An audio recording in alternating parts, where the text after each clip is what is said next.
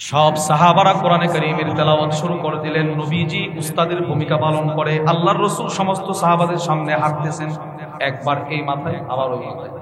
প্রত্যেকের তেলাওয়াত নবী নিজের কানে শুনে। নবীজি হাঁটে আর তেলাওয়াত, হ্যাঁ তুমি কই পৃষ্ঠা পড়ছো, আচ্ছা তুমি কই পৃষ্ঠা, আচ্ছা সবাই তেলাওয়াত করতে।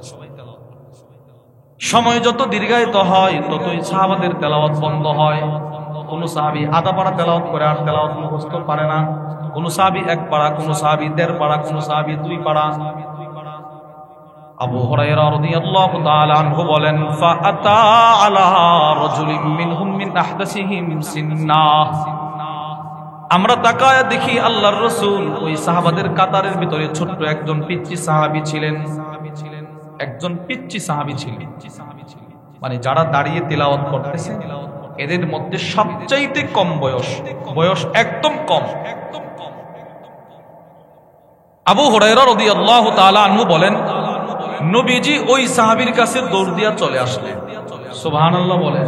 নবীজি ওই সাহাবীর কাছে দৌড় দিয়া চলে আসলেন, ওই পিচ্চি সাহাবীর কাছে। রাসূল আয়েশা তো অবাক, কিরে সবার তেলাওয়াত বন্ধ হয়ে গেল, তুমি এখনো তেলাওয়াত করতেছো? এই ছোট্ট সাহাবী তেলাওয়াত করতে আছে। আল্লাহর রাসূল বললেন, মা মাআকা ইয়া ফুলান, এটা তুমি কোরআনের কদ্দুর মুখস্থ করছো? সবার তেলাওয়াত শেষ, তুমি এখনো তেলাওয়াত করো, মুখস্থ কদ্দুর করছো? ক্বালা মাই কাযা ওয়া কাযা, ওগো আল্লাহর রাসূল আমি কোরআনের ওই সূরাটা মুখস্থ করছি। আচ্ছা, আর কওয়া সূরাতুল বাকারা, নবী গো কোরআনের সবগুলো সূরা মুখস্থ করতে পারি নাই, কিছু সূরা মুখস্থ করছি, কিন্তু কোরআনের সবচাইতে বড় সূরা সূরাতুল বাকারাটাও আমি মুখস্থ করেছি। সুবহানাল্লাহ। নবীজি আশ্চর্য হয়ে গেলেন। আল্লাহর রাসূল বলেন, আমা আকা সূরাতুল বাকারা, সূরা বাকারা তোমার মুখস্থ? জি। এবার আবু হুরায়রা বলেন, রাসূল একটা চিৎকার দিয়ে বলে, ফাতহা ফা আনতা আমিরুহুম, যাও তোমার বয়স ছোট এটা আমি দেখব না, এই মুরব্বিদের আমির আমি রাসূল তোমাকে বানায় দেব। এই হাদিসটা আইনা আরবের বিখ্যাত লেখক আল্লামা আদ-দক্তুর আইদ আল করনি, ওনার একটা কিতাব আছে ইহফাজিল্লাহ ইয়াহফাজকা, তুমি আল্লাহকে হেফাজত করো আল্লাহ তোমাকে হেফাজত করবে। এই কিতাবের মধ্যে আসছে, উনি লিখছেন যে একজন ছোট্ট সাহাবী তাকে সূরাতুল বাকারার ইলম মুরব্বিদের আমির বানায়। والذين أوتوا العلم درجات صدق الله العظيم। সকলে পড়ি আল্লাহুম্মা সাল্লি আলা মুহাম্মাদিন ওয়া আলা আলি মুহাম্মাদ কামা সাল্লাইতা আলা ইব্রাহিম ওয়া আলা আলি ইব্রাহিম إنك حميد مجيد اللهم بارك على محمد وعلى آل محمد كما باركت على إبراهيم وعلى آل إبراهيم إنك حميد مجيد আলহামদুলিল্লাহ।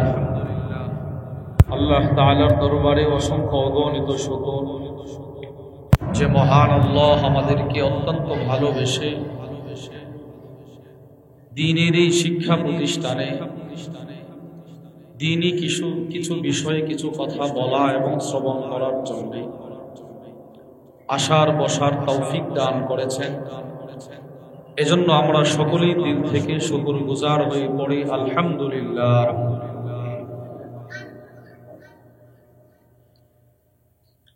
আপনাদের সামনে সূরাতুল মুজাদালার একখানা আয়াতে কারীমার কিছু অংশ আল্লাহ তাআলার দয়া, আল্লাহর অনুগ্রহে আমার তিলাওয়াত করার সৌভাগ্য হয়েছে। এই আয়াতে কারীমার অংশকে সামনে রেখে সংক্ষিপ্ত সময়ে কোরআন ও হাদিসের আলোকে একটি বিষয়ে কিছু কথা বলার আশা রাখি। ওয়ামা তৌফিকি ইল্লা বিল্লাহ। আল্লাহ তাআলা বলনে ওয়ালা শ্রবণ করনে ওয়ালা উভয়কে আমল ইখলাসের সাথে বলার শ্রবণ করার তৌফিক দান করেন, আমিন। পৃথিবীর মধ্যে সবচাইতে দামি জিনিস হলো এলেম। এলেমের চাইতে দামি বস্তু পৃথিবীতে আর কিছু নেই। এবং পৃথিবীর মধ্যে সবচাইতে সুন্দর জিনিস হলো এলেম, যদি দেখা যেত। দুইটা কথা। এক, পৃথিবীর সবচাইতে সুন্দর বস্তুর নাম এলেম। দুই, পৃথিবীতে সবচাইতে দামি জিনিস হলো এলেম। সুন্দরও এলেম, দামিও এলেম। বলেন, সুন্দরও কি? এলেম। আবার দামিও কি? কারো ছেলে, কারো ভাতিজা, কারো নাতি মাদ্রাসায় পড়ে, নুরানি পড়ে, মনে করেন নুরানি পড়তেছে। নুরানি ক্লাসে যেই ছেলেটা পড়ে, তার সিনাই অল্প কিছু এলেম জমা হয়। আলিফ, বা, তা, এগুলো সে শুদ্ধ করে উস্তাদের কাছ থেকে শিখে। এরপরে সূরা ফাতিহাটা সে ভালো করে শিখে। এরপরে সিবারার কিছু সূরা সে শুদ্ধ করে শিখে।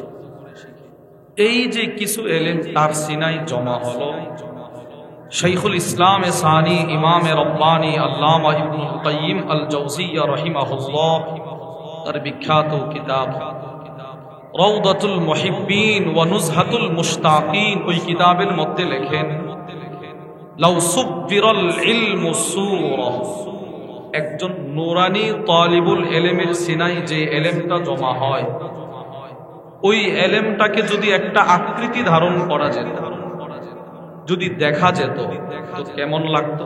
তিনি বলেন, আকাশে যত তারকা আছে, আকাশে যত চাঁদ আছে, আকাশে যত সূর্য আছে, সবগুলো যদি এক জায়গায় একত্রিত করা হয় কেমন সুন্দর হবে বলে।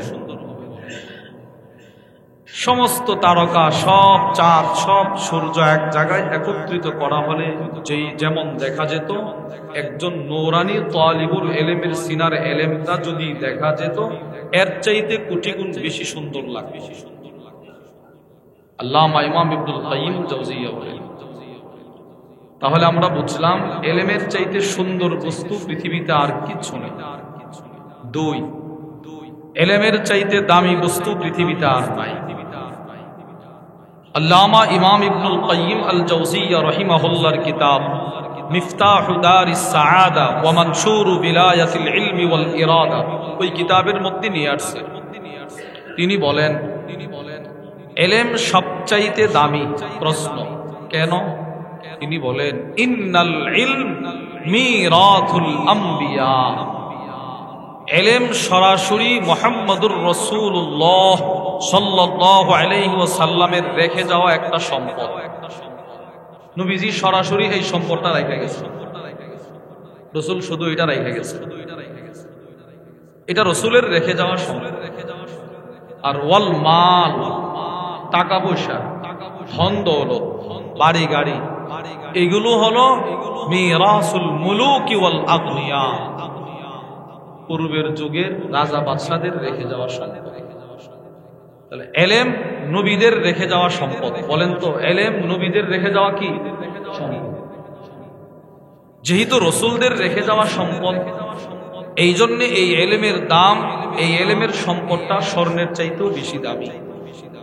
আল্লামা আবু নুআইম আহমদ ইবনে আব্দুল্লাহ আল আসবাহানি তার বিখ্যাত কিতাব হিলিয়াতুল আউলিয়া ওয়া তাবাকাতুল আসফিয়া, ওই কিতাবের মধ্যে লেখেন, মিরাসুল ইলম, ইলমের মিরাস, ইলমের সম্পদ, খায়রুম মিন মিরাতিজ যাহাব, স্বর্ণ রূপার সম্পদের চাইতেও দামি।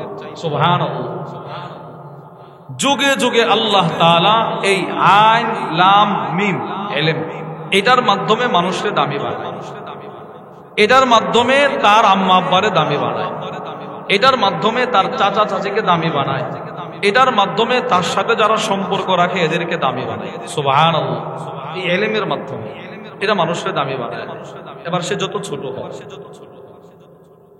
তিরমিজি শরীফের বর্ণনায় আছে, ওয়া আন আবি হুরায়রা রাদিয়াল্লাহু তাআলা আনহু قال হযরত আবু হুরায়রা রাদিয়াল্লাহু তাআলা আনহু থেকে বর্ণিত, তিনি বলেন, আন্না রাসূলুল্লাহ সাল্লাল্লাহু আলাইহি ওয়াসাল্লাম বাআসা নবীজি একদিন যুদ্ধে সাহাবাদের এক দল পাঠাবে, যুদ্ধে মনে করেন ২০-৩০ জন সাহাবীরা একটা ছোট্ট কাফেলা করে যুদ্ধে পাঠাচ্ছে। এবার রাসূল এই সাহাবাদের কাফেলার আমির কাকে বানাবে, নেতা কাকে বানাবে? আল্লাহর রাসূল একটা নির্বাচন শুরু করলেন। যেই নির্বাচনের পদ্ধতিটা ছিল, আল্লাহর রাসূল বললেন, তোমরা সবাই দাঁড়িয়ে আল্লাহর কোরআন তেলাওয়াত করতে থাকো। সুবহানাল্লাহ। সবাই কোরআন তেলাওয়াত করো, দাঁড়াও।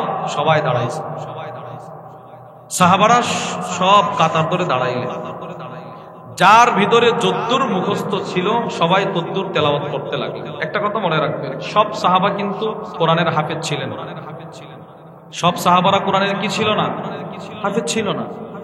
সবাই বড় আলেম ছিলেন না, কিন্তু সাহাবাদের ভিতরে সবচাইতে এলেমের কম এলেম যার ছিল, ওনার এলেমও তামাম পৃথিবীর সমস্ত আলেমের চাইতে বেশি ছিল। সুবহানাল্লাহ। কিন্তু সব সাহাবারা বড় আলেম ছিলেন না, সবাই ফতোয়া দিতেন না, সবাই মাসালা বলতেন না। আল্লামা ইমাম ইবনুল কাইয়িম আল জাওজিয়ার কিতাব ইলামুল মুওয়াক্কিঈন আও আ'লামুল মুওয়াক্কিঈন আন রাব্বিল আলামিন, ওই কিতাবের মধ্যে আছে ফতোয়া দেওয়া না দেওয়ার ব্যাপারে সমস্ত সাহাবা ৩ ভাগে বিভক্ত ছিলেন। বলেন কয় ভাগে? বলেন, আপনারা বলেন কয় ভাগে বিভক্ত ছিল? ৩ ভাগে। একদল সাহাবা ছিল এরকম যারা খুব বেশি ফতোয়া দিতেন, আরেক দল ওনাদের তুলনায় কম, আরেক দল জীবনের ২-৩টা ফতোয়া আছে। আপনি শুনলে আশ্চর্য হবেন, যারা সবচাইতে বেশি ফতোয়া দিতেন, এইরকম ১.৫ লক্ষ বলেন আর ২ লক্ষ বলেন, ২.৫ লক্ষ বলেন, ১.৫ লাখ সাহাবী বলেন, ১.৫ লাখ সাহাবীর ভিতরে মাত্র ৭ জন সাহাবী বেশি ফতোয়া। সুবহানাল্লাহ। বলেন মাত্র কয়জন? তো আরো যে বাকি রয়ে গেল ১.৫ লাখ সাহাবী, এরা যে ফতোয়া দিলেন, এই ৭ জন শুধু ফতোয়া। এই ৭ জনের ভিতরে আবার একজন মহিলা, তিনি হলেন আমাদের সকলের আম্মাজান আয়েশা আস-সিদ্দিকা রাদিয়াল্লাহু তাআলা আনহা। আল্লামা ইবনু আব্দুল বার আল কুরতুবির একটা কিতাব আছে, আল ইস্তিআব ফি মারিফাতিল আসহাব। ওই কিতাবের মধ্যে আছে আম্মাজান আয়েশা আস-সিদ্দিকা রাদিয়াল্লাহু তাআলা আনহার ইলম কি পরিমাণ ছিল। ওটার মধ্যে ইবনে শিহাব জুহরি লেখেন, যদি তামাম সমস্ত সাহাবাদের ইলম যদি মিজানের এক পাল্লায় রাখা হয়, সমস্ত তাবিঈনদের ইলম যদি মিজানের ওই পাল্লাটায় রাখা হয়, রাসূল ছাড়া সমস্ত সাহাবাদের ইলম মিজানের এক পাল্লায়, সমস্ত তাবিঈনদের ইলম মিজানের ওই পাল্লায়। সোজা কথা, কিয়ামত পর্যন্ত যত আলেম দুনিয়াতে আসবে সবার ইলম যদি মিজানের ওই পাল্লাটায় রাখা হয়, আর অপর পাল্লায় যদি শুধুই মাত্র আম্মাজান আয়েশা আস-সিদ্দিকা রাদিয়াল্লাহু তাআলা আনহার ইলমটা রাখা হয়, তিনি বলেন আম্মাজানের ইলমের পাল্লার ওজন বেশি। কত বড় ইলমের অধিকারী ছিলেন আমাদের এই আম্মাজান। এই আম্মাজান সহ মাত্র ৭ জন সাহাবী খুব বেশি ফতোয়া দিতেন, ওনারা বুঝতেন। তিরমিজি শরীফের বর্ণনা, আবু মুসা আশআরী বলেন, মা আশকালা আলাইনা আসহাব রাসূলিল্লাহ সাল্লাল্লাহু আলাইহি ওয়াসাল্লাম হাদিসুন, নবীজির কোন হাদিস যদি বুঝতে গিয়ে আমাদের খটকা লাগতো, সমস্যা হইতো, রাসূল কি বললো বুঝতেছি না, আমরা যাইতাম ওমরের কাছে, ওমর বলতো আমার কাছে সমাধান নাই, আম্মাজানের কাছে যাও। সুবহানাল্লাহ। সাহাবারা বলে আমরা সবাই হাদিস বোঝার জন্য আম্মাজানের কাছে যাইতাম, ইনি মুহূর্তের ভিতরে হাদিস সহজ করে আমাদেরকে বুঝায় দেন। তাহলে আমি আপনাদেরকে বলা উদ্দেশ্য হলো, সমস্ত সাহাবারা কিন্তু কোরআনের হাফেজ ছিলেন না। অনেকে ছিল কৃষক, দিনমজুর, সকালে বের হইতে ক্ষেত খামারে কাজ করতেন, মদিনায় খেজুরের ব্যবসা ছিল, ব্যবসা করতেন, আচ্ছা ঠিকঠাক নামাজটা পড়তেন, যদ্দুর পারে তদ্দুর কোরআন তিলাওয়াত করতেন, আর নবীজির মজমায় বসতেন। রাসূল এদেরকেই জান্নাতের সার্টিফিকেট দিয়ে দিয়েছেন।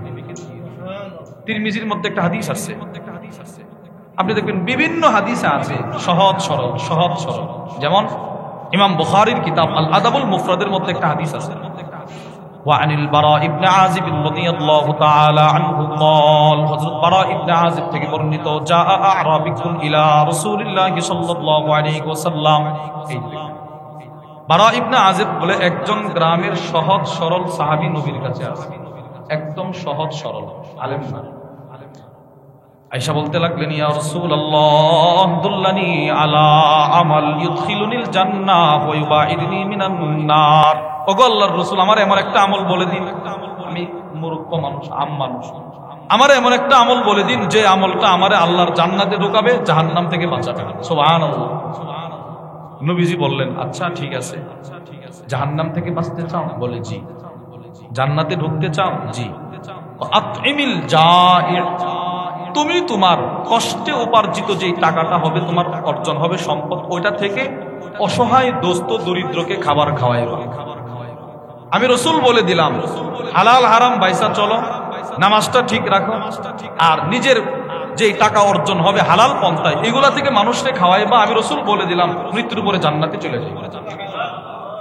এই হাদিসে আমরা পাইলাম একদম সাধারণ মানুষ নবীর কাছে আসছে। দ্বিতীয় দৃষ্টান্ত তিরমিজি শরীফের বর্ণনা দেখেন, এরা আমরা যারা আম আছি, যারা আমরা মাদ্রাসায় পড়ি নাই, আমাদের মতো একজন সাহাবী আসে, কি বলে নবীরে দেখেন, ইয়া রাসূলুল্লাহ, তিরমিজির বর্ণনা, এক ব্যক্তি আয়েশা বলে, ইয়া রাসূলুল্লাহ, আল্লাহর রাসূল, কি ইন্না শারাইআল ইসলাম ক্বাদ কাতুরাত আলাইয়া। আল্লাহর রাসূল, ইসলামের বিধি বিধানগুলো আমার কাছে পেশ লাগে, এত বিধি বিধান আমি সব মানতে পারি না। নবীজিকে তুমি কি বলতে চাও? তুমি কি গো আল্লাহর রাসূল, আমার ছোট্ট একটা আমল বলে দিন যে আমলটা আমার আল্লাহর জান্নাতে নিয়ে যাবে। আল্লাহর রাসূল বলে, সব বিধান, সব বিধি বিধান যদি বুঝতে তোমার পেশ লাগে, সমস্যা হয়, তাহলে কাজ করো। কি? তুমি তোমার যে জিহ্বাটা আছে সেই জিহ্বাটা আল্লাহর জিকিরের দ্বারা তরুতাজা রাখো, মৃত্যুর পরে সোজা জান্নাতে চলে যাও। সুবহানাল্লাহ। দেখেন, সহজ সরল সাহাবী। সব সাহাবী কিন্তু কোরআনের আলেম ছিলেন না, কোরআনের হাফেজ ছিলেন না, কিন্তু ওনারা আমাদের চাইতে কোরআন বেশি বুঝতেন, কোরআন শেখার চেষ্টা করছে। তো রাসূল যুদ্ধে কাকে আমির বানাবে, নবীজি সবাইরে বলছে, সবাই তেলাওয়াত করো, সবাই তেলাওয়াত করো। সব সাহাবারা কোরআনে কারীমের তেলাওয়াত শুরু করে দিলেন। নবীজি উস্তাদের ভূমিকা পালন করে, আল্লাহর রাসূল সমস্ত সাহাবাদের সামনে হাঁটতেছেন, একবার এই মাথায় আবার ওই মাথায়, প্রত্যেকের তেলাওয়াত নবী নিজের কানে শুনে। নবীজি হাঁটে আর তেলাওয়াত, হ্যাঁ তুমি কই পৃষ্ঠা পড়ছো, আচ্ছা তুমি কই পৃষ্ঠা, আচ্ছা, সবাই তেলাওয়াত করতে। সময় যত দীর্ঘায়িত হয় ততই সাহাবাদের তেলাওয়াত বন্ধ হয়। কোন সাহাবী আধা পারা তেলাওয়াত করে আর তেলাওয়াত মুখস্থ পারে না, কোন সাহাবী এক পারা, কোন সাহাবী 1.5 পারা, কোন সাহাবী 2 পারা। আবু হুরায়রা রাদিয়াল্লাহু তাআলা আনহু বলেন, ফাআতা আলা রাজুলিন মিনহুম মিন আহদাসিহিম সিন্না। আমরা তাকায় দেখি আল্লাহর রাসূল ওই সাহাবাদের কাতারের ভিতরে ছোট্ট একজন পিচ্চি সাহাবী ছিলেন, একজন পিচ্চি সাহাবী ছিলেন।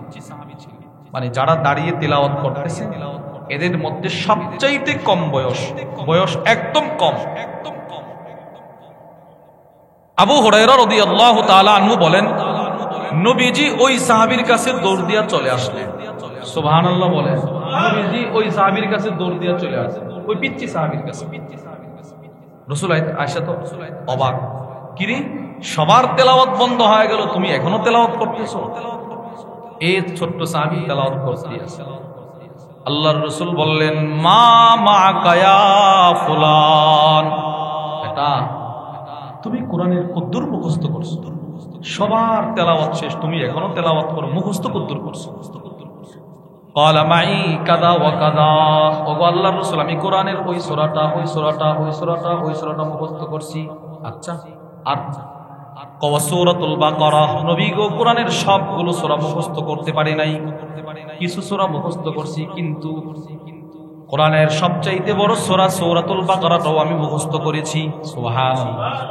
নবীজি আশ্চর্য হয়ে গেলেন। আল্লাহর রাসূল বলে, আমা আকা সূরাতুল বাকারা, সূরা বাকারা তোমার মুখস্থ? জি। এবার আবু হুরায়রা বলেন, রাসূল একটা চিৎকার দিয়ে বলে, ফাদহাব ফা আনতা আমিরুহুম, যাও, তোমার বয়স ছোট, এটা আমি দেখব না, এই মুরব্বিদের আমির আমি রাসূল তোমাকে বানায় দেব।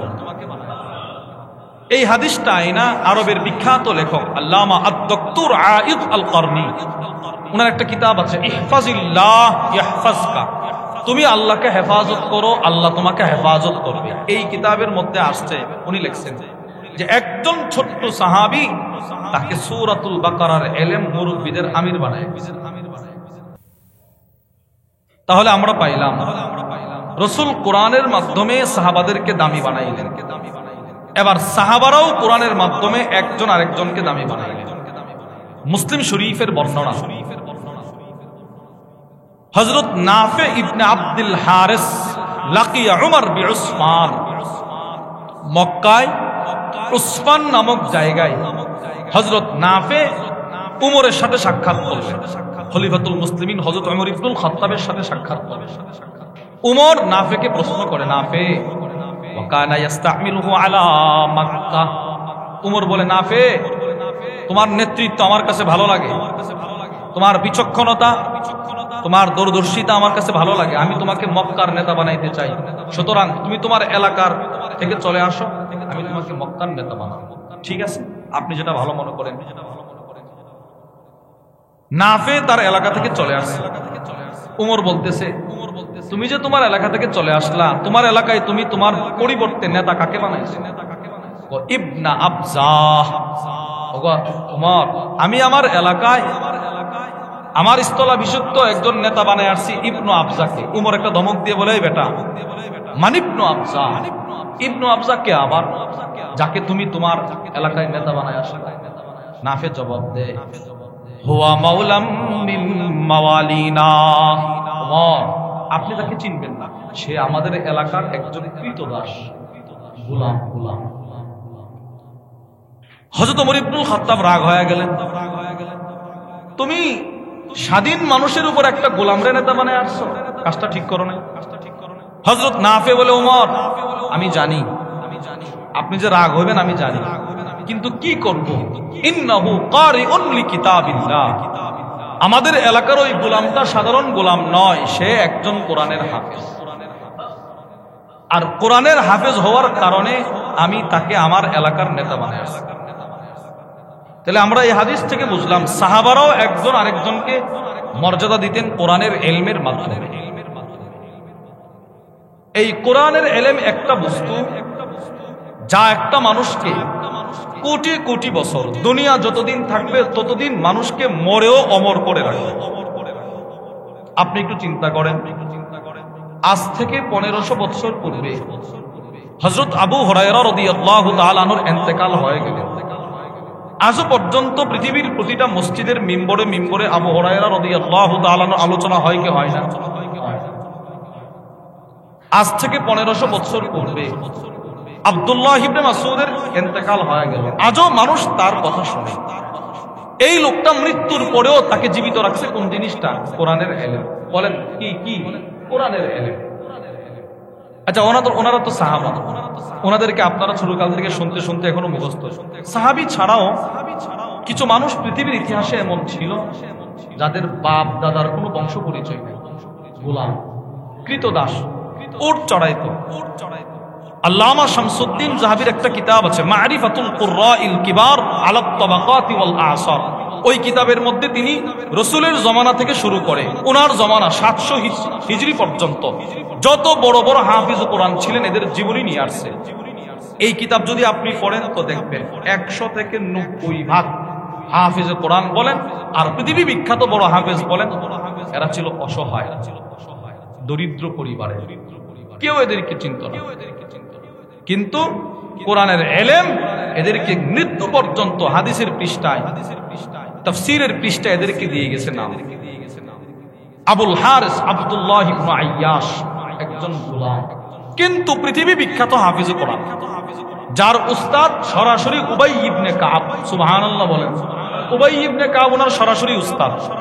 উবাই ইবনে কাবকে আল্লাহ রাসূল একদিন উবাইরে বলে, উবাই কি আল্লাহ বলছে তুমি আমারে তেলাওয়াত করে শোনাই। উবাই ইবনে কাব বলে, ইয়া রাসূলুল্লাহ, আল্লাহকে আমার নামটা নিচে কহা, আল্লাহ তোমার নামটা উচ্চারণ করে জিবরিলের মাধ্যমে আমার কাছে পাঠাইছি, একটু তেলাওয়াত করো, আমি শুনব। এই সাহাবীর ছাত্র আবুল হারিস আব্দুল্লাহ ইবনে আইয়াশ পৃথিবী বিখ্যাত হাফিজ কোরআন, কিন্তু মূল পরিচয় একজন সাধারণ গোলাম। দুই, আবুল আলিয়া আর রায়াহি রুফাই ইবনু মিহরান আল বাসারি, অনেক বড় হাফিজ ছিলেন, পৃথিবী বিখ্যাত হাফিজ কোরআন ছিলেন, পৃথিবী বিখ্যাত হাফিজ কোরআন। ওনার উস্তাদ সরাসরি আব্দুল্লাহ ইবনে আব্বাস। আব্দুল্লাহ ইবনে আব্বাসের কাছে ইনি এক বসায় 30 পারা কোরআন শুনেছেন, এক বসায় এইরকম 30 বার শুনেছি, 30 বার, সুবহানাল্লাহ বলেন, 30 বার শুনেছি। কিন্তু ওনার মূল পরিচয় কি? একজন সাধারণ গোলাম। আবুল হাজ্জাজ মুজাহিদ ইবনে জবর অনেক বড় হাফিজ কোরআন। আবু মাবাদ আব্দুল্লাহ ইবনে কাসির, যাকে বলা হয় মক্কার সবচেয়ে বড় হাফিজ কোরআন, ইমামু জব্তিল কোরআন ফি মক্কা, একজন অসহায় গোলাম ছিলেন। নাফি ইবনে আব্দুর রহমান, একজন অসহায় গোলাম, একজন গোলাম। কিন্তু যখন আল্লাহর কোরআন তিলাওয়াত করতেন, ওনার মুখ থেকে মেশকে আম্বরের সুঘ্রাণ বের হতো। উনি ক্লাসে গেছে, উনি তেলাওয়াত করেন, দেখে মুখ থেকে মেশকে আম্বরের সুঘ্রাণ, ছাত্রদের ধমক দেয়, মুখ থেকে মেশকে আম্বরের সুঘ্রাণ। আহমদ ইবনে হেলাল বলে, আমি উস্তাদের ভয়ে কিছু বলি না, ওই দিন বলে ফেলছি, উস্তাদ আপনি কথা বললেও কুল্লামা কাত্তালিল কিরাআ, আপনি যখন তেলাওয়াত করার জন্য বসেন, আমাদের পড়াশোনার জন্য বসেন, তখন আপনার মুখ থেকে একটা মেশকে আম্বরের সুঘ্রাণ, কারণ কি? তিনি বলেন, বলতেই হবে, জি বলে, রাআইতুন নাবিয়্য সাল্লাল্লাহু আলাইহি ওয়াসাল্লাম ফিল মানাম, আমি নবীজিকে ঘুমের ঘরে স্বপ্ন দেখি, রাসূলের সাথে আমার সাক্ষাৎ হয়ে গেছে। নবীজি বলে, খুব সুন্দর করে তুমি তেলাওয়াত করো তো, মাশাআল্লাহ, আমার উপরে যে কোরআন নাজিল হয়েছে, আচ্ছা একটু তেলাওয়াত করো। উনি তেলাওয়াত করবেন, উনিও তেলাওয়াত করে, নবীজিও তেলাওয়াত করে। রাসূল তেলাওয়াত করতে গিয়ে নবীজির একটু লালা মুবারক এই আব্দুর রহমানের মুখে চলে গেছে। উনি ঘুম থেকে জাগ্রত হয়ে দেখে মিষ্টি মিষ্টি লাগে। এবার স্ত্রীর সাথে কথা বলে, স্ত্রী বলে আপনার মুখ থেকে মেশকে আম্বরের সুঘ্রাণ। বাচ্চাদের সাথে কথা বলে, এরা বলে মুখ থেকে মেশকে আম্বরের সুঘ্রাণ। ক্লাসে আসছি আজকে, তোমরা বলতেছি এই, আর কিছু না। আপনি বলেন, একটা গোলাম মানুষ, তাকে কোন জিনিসটা দামি বানাই? বলেন কোন জিনিস? কোরআন। পৃথিবীর একজন ইমাম ছিলেন, অনেক বড় আলেম, ওনার নাম মুহাম্মদ, ওনার বাবার নামও মুহাম্মদ, ওনার দাদার নামও মুহাম্মদ ইবনে মুহাম্মদ ইবনুল জাযারি। ওনার একটা কিতাব আছে গায়াতুন নিহায়া ফি তাবাকাতিল কুররা, ওই কিতাবের মধ্যেও পৃথিবী বিখ্যাত বড় হাফেজদের জীবনী নিয়ে আসছে। একজন বড় হাফেজ ছিলেন আবু জাফর ইয়াজিদ ইবনুল কাকা আল মাদিনী, একজন সাধারণ গোলাম। কিন্তু যেদিন তিনি মৃত্যুবরণ করলেন, ওনার যে ভক্তবৃন্দ, ছাত্ররা যারা ওনার লাশ দেখতে গেছে, নাজারু মা বাইনা নাহরি ইলা ফুআদি মিসলা ওয়ারাকাতিল মাসহাব, ওনার এই গলার কণ্ঠনালী থেকে এই বুক, এই এতটুক জায়গার ভিতরে কোরআনের পৃষ্ঠাগুলো ভেসে উঠছিল। কোরআনের পৃষ্ঠা দুধের মতো সাদা ভেসে উঠছে। যারা এই চিত্রটা দেখছে, সকলে একটা চিৎকার দিয়ে বলছে, আন্নাহু নূরুল কোরআন, এখানে যে কোরআনটা ভেসে উঠছে, এটা কোরআনের নূর। সুবহানাল্লাহ, নূর। আমরা অনেকেই ফখরে বাংলা রাহিমাহুল্লাহকে দেখি, কিন্তু আজও ওনাদের নাম এমন ভাবে শুনছি যেন বোঝা যায় গতকালকে মারা গেছে।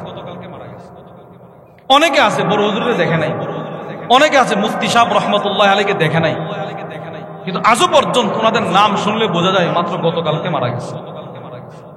এই এদেরকে মৃত্যুর পরেও এদেরকে জীবিত রাখছে কোন জিনিসটা? কোরআনের ইলম। বলেন কোন জিনিসটা ভাই? কোরআনের ইলম।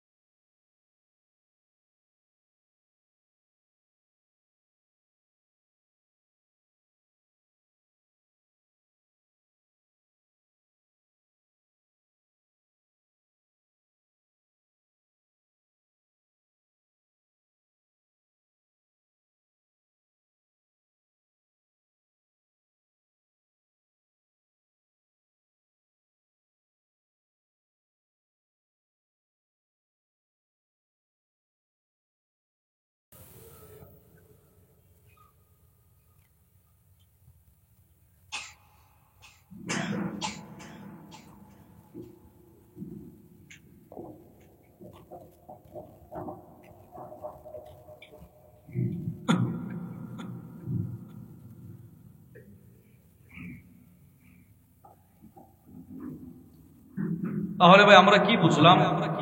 দুনিয়া আখেরাতে একটা মানুষকে দামি বানাই কোরআনের ইলম। বলেন তো কোন জিনিসটা ভাই? কোরআনের ইলম। যুগে যুগে সাহাবাদেরকে দামি বানিয়েছেন এই কোরআনের ইলম, তাবিঈনদেরকে দামি বানিয়েছেন কোরআনের ইলম।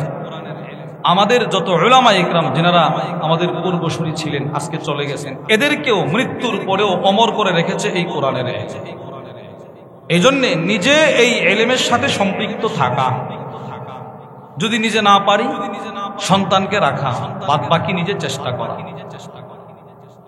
করা নিজে। আমরা সিলেট গিয়েছিলাম, সিলেট এক মাহফিলে। ওখানে গিয়ে দেখি যুবকদের এক জামাত, এরা এশারের নামাজের পরে ইমাম সাহেবের কাছে কোরআন তেলাওয়াত শিখে। যার যে কর্মব্যস্ততা সব এশারের আগে শেষ, এশারের পরে সবাই শুধুই মাত্র কোরআন শিখার জন্য চলে আসে।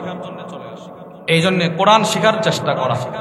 আল্লাহ আমাদের সকলকে কোরআনের এই দামি ইলম আমাকে আপনাকে সকলকে অর্জন করার তৌফিক দান করেন।